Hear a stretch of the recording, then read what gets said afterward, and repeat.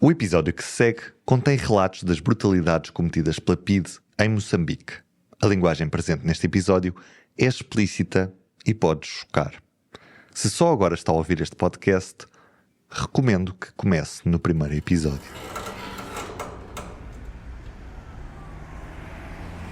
Abril de 1974.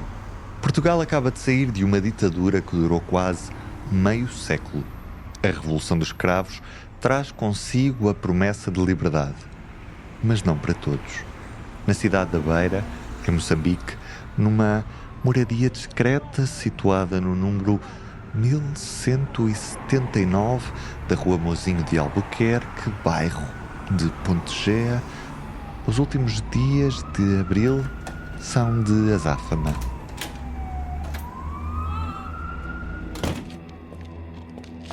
Os homens da PIDE-DGS, a temida polícia política do regime, sabem que o tempo deles está a acabar e que os arquivos contam a verdade.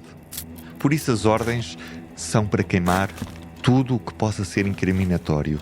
Os funcionários da polícia reúnem milhares de papéis numa divisão onde há um forno, outros vão carregando diversas vezes com um jipe, documentação volumosa, mas também palmatórias, cavalos marinhos, chicotes, bastões, chambucos, chibatas, paus e cordas.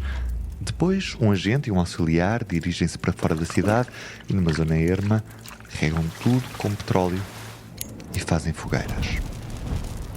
Como a situação político-social exige celeridade, o inspetor José de Almeida Poço, que será o último chefe da PIDE na Beira, cede mesmo o forno de sua casa para poder fazer desaparecer os fundos da Beira e de vários postos.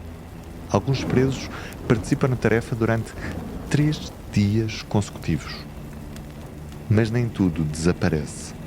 Neste episódio, ouvimos relatos de quem escapou ao silenciamento. Do Jornal Público, este é o podcast PIDE-DGS em Moçambique. A descoberta das provas da violência e do terror. Eu sou o Ruben Martins. Episódio 4. O que restou da PIDE na Beira.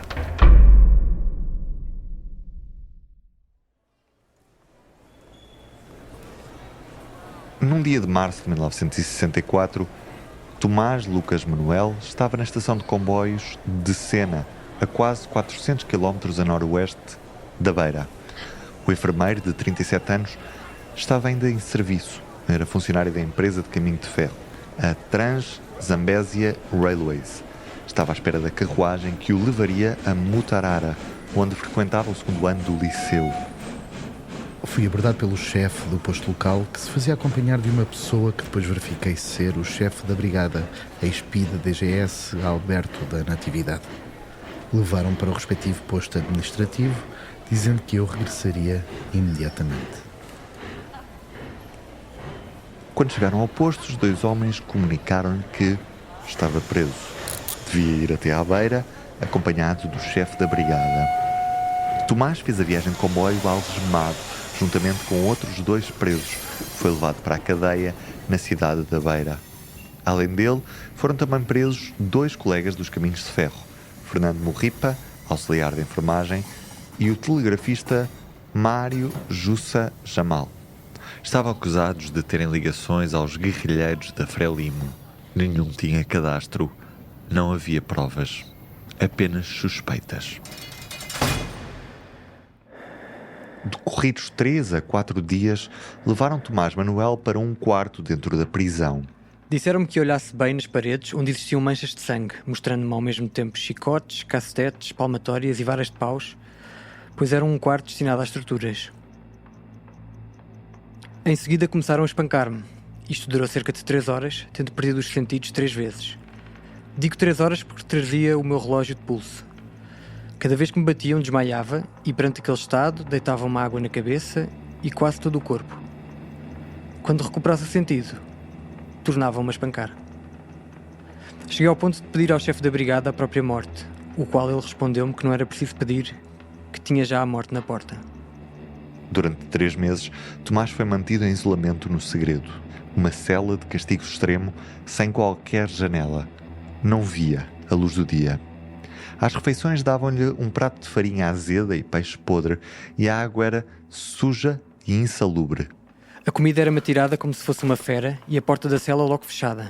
Comia dentro, onde existia o ar confinado, cheiro de azoto, um cheiro fétido de urina, fezes, anidrito carbónico, e o soalho estava cheio de água proveniente do vapor da umidade.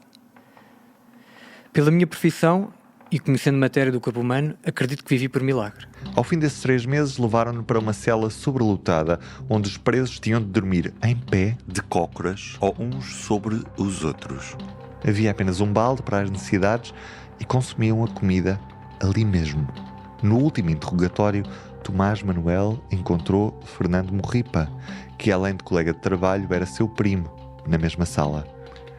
Ambos foram espancados ao mesmo tempo pelo agente Virgílio Francisco, que usou uma palmatória e bateu-lhe até se cansar.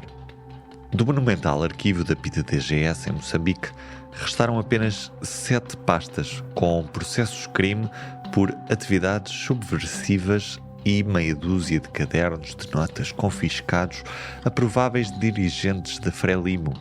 Um desses 7 processos é o de Tomás Manuel, Mário Jamal e Fernando Morripa, datado de 1964.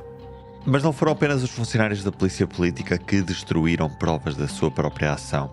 Depois do 25 de Abril, a grande lacuna sobre Moçambique no arquivo PIDE-DGS deve-se à ação militar. Em setembro de 1974, num telegrama classificado como muito secreto, o comandante-chefe Orlando Ferreira Barbosa informou o Comando-Geral da Defesa Nacional, em Lisboa, que prosseguia a destruição da documentação. O comandante justificava a decisão pela impossibilidade de fazer uma triagem do que era necessário preservar ou desaparecer, uma vez que o espólio tinha grande volume e estava disperso. Portanto, para evitar inconvenientes futuros sobre as Forças Armadas e a Polícia Internacional, destruía-se tudo. Ferreira Barbosa admitia, no entanto, que a decisão comprometia qualquer investigação criminal que viesse a ser feita sobre os presos políticos desaparecidos e sobre a atuação policial naquele território. Tomás esteve preso por 3 anos. Quando saiu, a empresa recusou readmiti-lo. O mesmo aconteceu com Morripa e Jamal. Estava quase cego de um olho, tinha marcas chicotadas nas costas, cicatrizes na cabeça e mazelas no tórax. A 15 de junho de 1974, Tomás Lucas escreveu aos excelentíssimos senhores da Comissão Investigadora de possíveis crimes cometidos pela PIDE-DGS sobre os seus dias de cativeiro, 10 anos antes. Não sou saudável e, devido aos anos de torturas e martírios, considero a minha vida encurtada. Peço uma indemnização de 1.250 contos pelos danos psíquicos, morais, físicos e económicos. A Comissão abriu um processo de averiguações, começou por pedir exames de corpo de delito e ordenou a inquirição de 2 testemunhas, Precisamente Fernando Morripa e Mário Jussa Jamal. Os 2 ex-reclusos não se limitaram a corroborar o depoimento de Tomás, mas reviveram também as violências sofridas na sua delegação. No depoimento assinado por Fernando, lê-se: a maneira como os interrogatórios eram feitos era o mais desumano possível, com sucessivas sovas com cavalo marinho, palmatória, pontapés e murros, que no final dos interrogatórios eram obrigados a assinar sem que o que havia sido escrito lhes fosse lido e, para tal, a maior parte das vezes, era necessário que o agente lhe pegasse na mão, tão feridas e magoadas se encontravam. Ouvido a 24 de julho, Mário Jussa Jamal começou por falar nas paredes manchadas de sangue que viu na sala de interrogatórios e da pancada que sofreu com rabos de raia. Numa das sessões de tortura deste homem, deitaram álcool sobre as pernas e lançaram fogo, do que ainda hoje apresenta cicatrizes, escreveram os instrutores militares. Ao fim de 6 meses de reclusão, seria libertado por falta de provas. Alguns dos agentes ainda foram detidos em Moçambique, mas foram libertados ao longo do verão de 1974 e, em setembro, a quando da insurreição branca em Lourenço Marques. Outros fugiram. Os auditores da Comissão pediram, através do Serviço de Justiça Militar, a detenção de Virgílio Francisco, acusado por muitas vítimas, mas o agente estava em paradeiro desconhecido. Mais tarde, descobriu-se que tinha sido demitido da PIDE em 1973, na sequência de um processo disciplinar. Mas não são conhecidos os motivos. Em 74, estava a trabalhar numa empresa em Nampula. Joaquim Pissarra Sabino, subinspetor na subdelegação da PIDE na Beira, conseguiu escapar para Lisboa, isto provavelmente nos últimos dias de abril, mas foi capturado. Em 1976 foi libertado com termo de identidade e residência.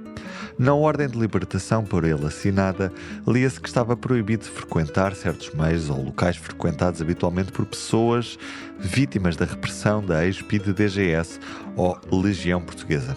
No seu caso, não corria esse risco. As vítimas tinham ficado a muitos milhares de quilómetros de distância. Nos próximos episódios vamos continuar a conhecer relatos de cada um dos papéis arquivados há décadas na Torre do Tombo sem que ninguém os conhecesse. Pode ler já o 4º artigo em texto da Maria José Oliveira em público.pt. Se tem alguma história ou partilha para fazer sobre esta comissão de investigação, escreva-nos para pidemocambique@publico.pt. Eu sou o Ruben Martins e este episódio contou com a sonoplastia de Daniel Leitão e guião de Inês Rocha. A investigação foi da Maria José Oliveira. Para não perder os novos episódios, subscreva este podcast do Público na sua aplicação preferida. Para além deste programa, há mais para descobrir em público.pt/podcasts. O Público fica no ouvido.